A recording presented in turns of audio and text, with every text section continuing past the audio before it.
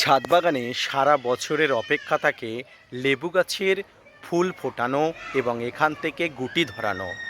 এই মুহূর্তে আমাদের ছাদ বাগানের লেবু গাছের গুটি এসে গেছে এবং গুটিগুলো মার্বেল সাইজ হয়ে গেছে।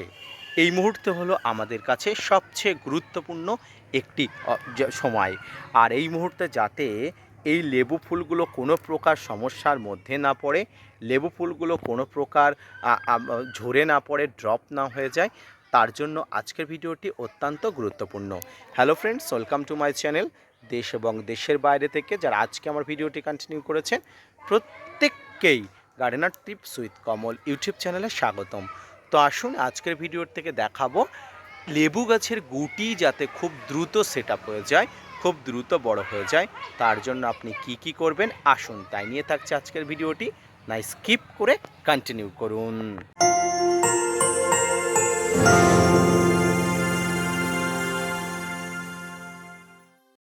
লেবু গাছের ফুল আসার পরে অনেক ফুল ঝরে পড়ে, অনেক ফুলে বিভিন্ন ধরনের ফাঙ্গাস ব্যাকটেরিয়ার আক্রমণ ঘটে।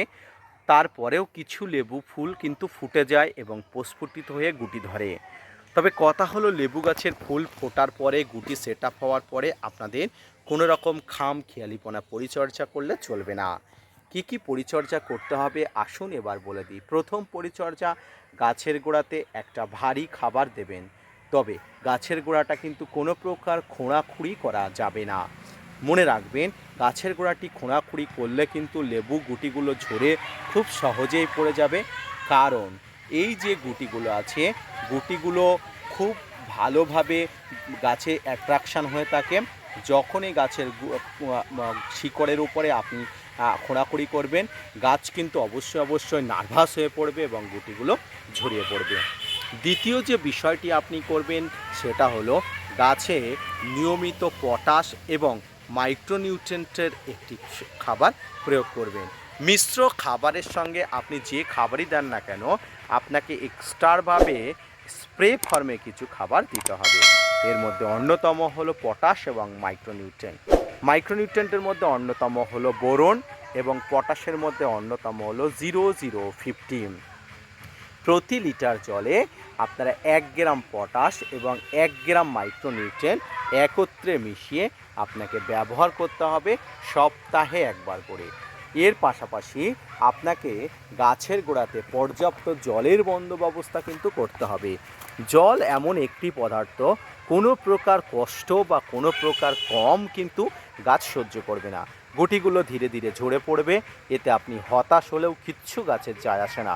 তাই গাছের গোড়াতে কিন্তু জল ঠিকঠাকভাবে দেবেন। গাছের গোড়াতে আপনি পটাশ সার যেমন দেবেন, গাছের স্প্রে তেমন করবেন, মাইক্রোনিউট্রিয়েন্টের ব্যবহার করবেন। এবং সবচেয়ে গুরুত্বপূর্ণ যে বিষয় হলো খাবার দেওয়া। আপনি যেমন খাবার দেবেন গুটিগুলো তেমনভাবে কিন্তু বেড়ে উঠবে। তাই গুটিগুলোতে বড় করে তোলার জন্য আপনাকে খাবার দিতে হবে সঠিকভাবে, সঠিক পদ্ধতিতে। মনে রাখবেন, আপনার ছাদ বাগানের গাছের গোড়া খোঁড়াখুঁড়ি না করেই কিন্তু খাবারগুলো দিতে হবে।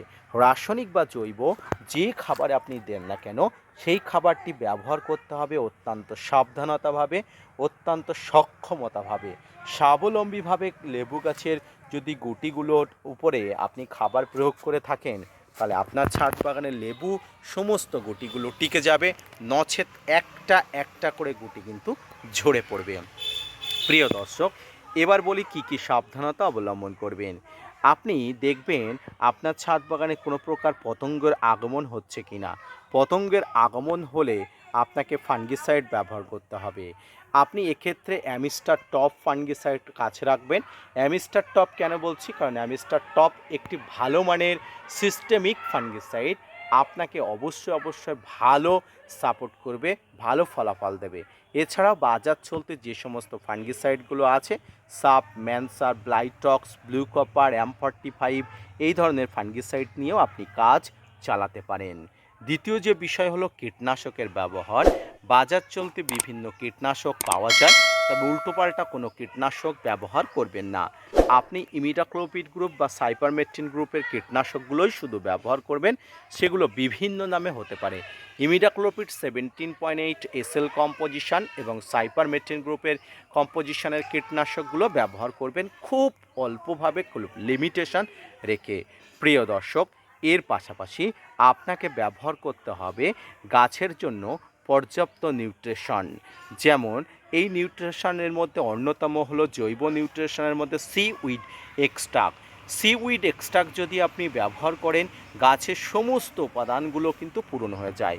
এছাড়া গাছের ভিটামিন বা মাইক্রোনিউট্রিয়েন্টের আরও একটি অন্যতম বা জনপ্রিয় ব্যবহারকারী উপাদান হলো অ্যাগ্রোমিন গোল্ড বা অ্যাগ্রোমিন ম্যাক্স।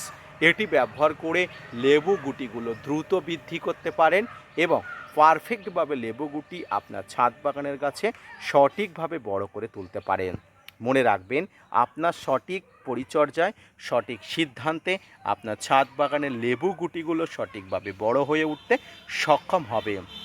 তাই কোনো প্রকার ভুল, কোনো প্রকার সমস্যা বাড়ানো যাবে না। সাধারণভাবে আপনার ছাদ বাগানের লেবু গাছের গুটিগুলোকে প্রিপেয়ার করে, অর্থাৎ সঠিকভাবে বড় করে তুলতে হবে। ধীরে ধীরে আপনার ছাদ বাগানের লেবু গাছের গুটি যত বড় হবে, খাবারের পরিমাণ কিন্তু তত বাড়াতে হবে। তাই আজকের ভিডিওটি যারা দেখছেন, লেবু গাছের গুটি আছে, গুটিকে কি করে রক্ষা করবেন, গুটিকে কীভাবে তাৎপর্যপূর্ণভাবে বাড়িয়ে তুলবেন, সেটা জেনে নিয়ে অবশ্যই সেমনভাবে লেবু গাছের উপরে ব্যবহার করবেন। আজকের ভিডিওটি এই পর্যন্ত। আশা করি ভালো লেগেছে, আশা করি আপনি পছন্দ করেছেন।